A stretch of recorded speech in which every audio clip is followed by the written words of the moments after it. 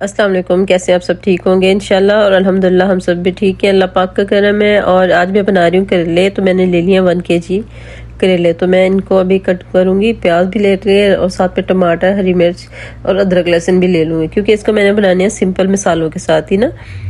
मैं इसमें कोई चिकन, कोई इसमें कीमा, कुछ भी वैसा नहीं डालूंगी। मैंने इसको बनाने ऐसे सिंपल से। तो मैं ये ऐसे इसका पहले छिलका उतार के सारे ऐसे बारी बारी रख लूँगी। अच्छे से छिलका इसका उतारना है, ताकि इसकी जो कड़वाहट होती है ना, वो छिलके से होती है। तो ये इसको हम अच्छे तरीके से रिमूव कर देंगे, उतार देंगे सारे छिलके।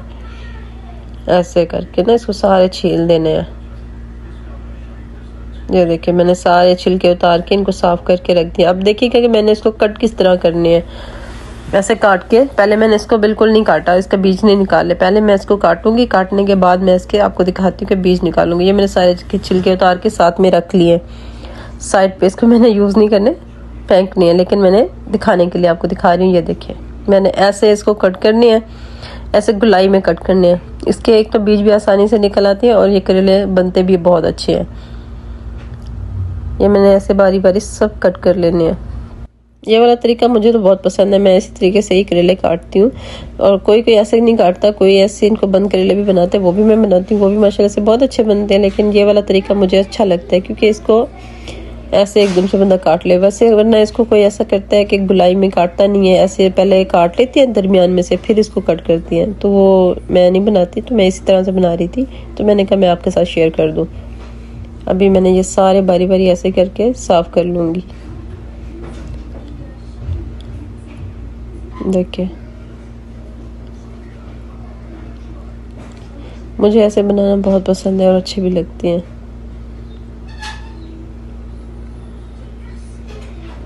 अब मैंने ये सारे ऐसे करके फिर आपको दिखाती हूँ। ये देखिए माशाल्लाह से सारे मैंने ऐसे काट के सबका बीज निकाल दिया अंदर से। अभी मैं इसको ऐसे करूँगी कि इसको नमक लगाना है। नमक लगाने के बाद मैं इसको रख दूँगी। ये देखिए ये मैंने कचरा सारा साइड पे कर दिया। अब मैं इसको लगाऊँगी नमक। नमक लगाने के बाद मैं कम से कम इसको आधा घंटा या 25 मिनट तो ज़रूर रखूँगी। ये लगा दिया मैंने नमक, इसके अंदर डाल दिया। नमक डालने के बाद इसको अच्छे से मिक्स कर लिया जाए ना, तो वो सही होता है, क्योंकि सबको नमक बराबर एक जैसा ही लग जाए। तो इसके बाद मैंने इसके ऊपर ढक्कन दे के इसको साइड पे रख देना है। इसको मैंने रखना था 25 मिनट या आधा घंटा, इतनी देर तो ज़रूर रखना है। तब तक मैंने कहा मैं मसाला बना के रेडी कर लूँ ना। तो इधर मैंने कहा प्याज वगैरह सबसे पहले काट के एक साइड पर रख लूँ, जब तक हमारे करेले भी अच्छे से सॉफ्ट हो जाएंगे और उनको भी नमक अच्छे से लग जाएगा। ये देखिए अच्छा मैंने प्याज बारीक नहीं काटे, प्याज मैंने थोड़े मोटे रखे हैं, क्योंकि करेले जो हम मसाले करेले बनाते हैं ना, तो उसके अंदर मोटा मोटा प्याज हो ना, वो ज़्यादा अच्छा लगता है, क्योंकि वो मिक्स नहीं होता। और जो बारीक अगर हम प्याज काटेंगे तो वो फिर मिक्स हो जाएगा, तो वो फिर करेले मज़ा नहीं करते। मसाला इसके अंदर खड़ा अच्छा लगता है। ये मैंने टमाटर भी, टमाटर मैंने बारीक काटने, टमाटर मोटे नहीं काटने। आपको जिस तरह के अच्छे लगते हैं आप उस तरह से काट सकते हैं, मोटे भी काट सकते हैं और बारीक बारीक भी काट सकते हैं ना। तो मुझे थोड़े बारीक अच्छे लगते हैं, तो मैं बारीक ही काटती हूँ। जैसे मैंने हरी मिर्च ले ली और लहसुन ले लिया, तो इसका मैंने कहा मैं काट लूँ और छिलका भी उतार लूँ साथ में। इधर से मैंने फ्राई पैन रख दिया। मैंने कहा इसके साथ में मेरी कढ़ाई भी गर्म हो जाए, ऑयल गर्म हो जाए, तो मैं इसके अंदर डाल दूँगी करेले।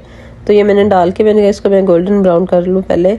उधर से मेरा मसाला भी कट के रेडी हो जाएगा, तो फिर साथ ही साथ सारा काम हो जाएगा ना। बच्चे भी आने वाले, ज़ाहिर बात है, स्कूल से, तो फिर बच्चों ने खाना खाना होता है।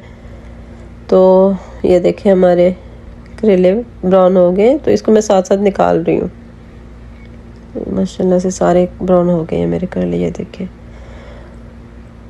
और मैंने प्याज लेके ये भी डाल देने हैं। इसको मैंने ब्राउन करने हैं, अच्छे से कच्चापन दूर करना है, लेकिन इसको मैंने जलाने नहीं है, फुल ब्राउन नहीं करने, क्योंकि मैंने मसाला खड़ा रखना है इसको, बिल्कुल वो नहीं मिक्स नहीं बनाना। ये मैंने अदरक लहसुन का जो पेस्ट बनाया था वो भी डाल दिया इसके अंदर। इसको मैंने अब अच्छे से फ्राई कर लेना है ना प्याज के साथ ही। और मैंने हरी मिर्च भी डाल दी साथ में।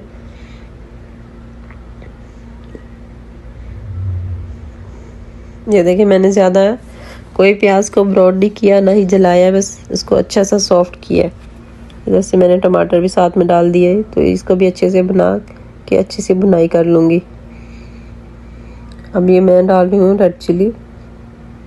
यहाँ पे मैंने थोड़े थोड़े करके सारे मसाले अंदर डाल दिए, जैसे कि नमक मैंने बहुत कम डाला है, हल्दी डाली है, रेड चिली डाली है, और जीरा वगैरह डाला है। बस मैंने कोई इसमें हाई फाई मसाले नहीं डाले, नॉर्मल से मसाले डाले हैं, क्योंकि मैंने इसको सिंपल करेले बनाने हैं।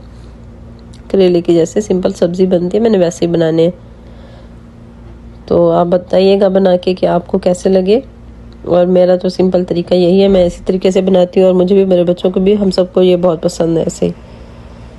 ये देखिए माशाल्लाह से बन के बहुत अच्छे से दिख रहे हैं। अभी मैं इसको थोड़ी देर के लिए और मज़ीद भुनाई करूँगी।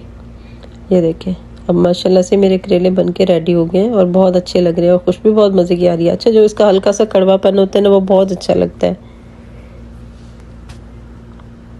देखिए माशाल्लाह, और अल्हम्दुलिल्लाह ये देखिए माशाल्लाह से हमारे करेले बिल्कुल बन के रेडी हो गए हैं।